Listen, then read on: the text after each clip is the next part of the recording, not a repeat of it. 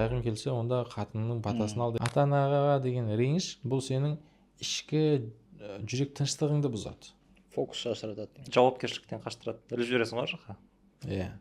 Ал енді оларды кешіретін болсаң, қарым-қатынасың дұрысталатын болса, ішкі тыныштық орнайды, и өміріңде аз да болсын жүйе орнайды да. Егер бұл логикамен алатын болсақ, әйеліне реніші бар еркектерді байи алмайды. Байығың келсе, онда қатынның батасын ал деген әңгімеге шығып келеді да бұл жерден. Ондай бар. Кез келген адам конфликттен кейін андай бір басым бөлігі адамдар рахат өмір сүре алмайды ғой. Кез келген конфликттен кейін адамда өзің прав болсын, бекер ұрыстың ба деген ой болады да. Тем более жүрегіне жақын адам болатын болса, қатты батады ол нәрсе.